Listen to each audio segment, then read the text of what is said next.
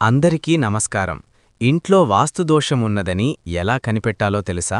ఈ వీడియోలో మనం తెలుసుకుందాం. జ్యోతిష్య శాస్త్రంలో వాస్తుశాస్త్రానికి ప్రత్యేక ప్రాముఖ్యత ఉంటుంది.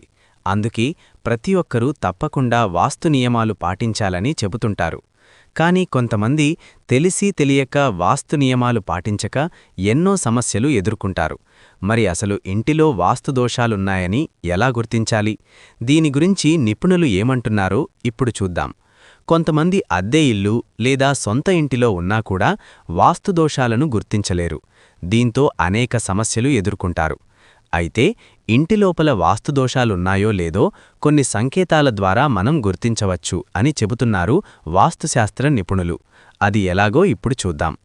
ఇంటిలో ఉన్నవారు పదే పదే అనారోగ్యానికి గురవడం, సానుకూల శక్తి తగ్గిపోయి ప్రతికూల శక్తి పెరగడం, అనవసరమైన కలహాలు, గొడవలు వంటివి పదే పదే జరుగుతుంటాయి.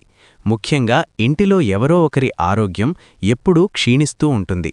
కారణం లేకుండా తండ్రి కొడుకు లేదా భార్యాభర్తల మధ్య గొడవలు అవుతాయి.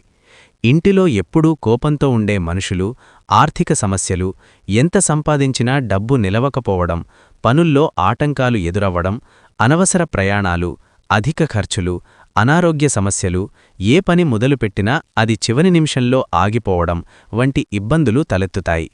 అంతేకాకుండా ఇంటి గోడల్లో పగుళ్లు ఏర్పడటం, ఇంటిలోకి సహజమైన వెలుతురు ఉండకపోవడం, వింతైన వాసనలు రావడం, గోడల పగుళ్ల మధ్య చెట్లు మొలవడం ఇవన్నీ కూడా వాస్తుదోషానికి సంబంధించినదే అంటున్నారు వాస్తుశాస్త్ర నిపుణులు. అందుకే ఇలాంటి సంఘటనలు పదే పదే ఎదురవుతే తప్పకుండా వాస్తు నిపుణులను సంప్రదించి వాస్తుదోషం చూపెట్టుకోవాలంట. చూశారు కదా ఈ వీడియోని?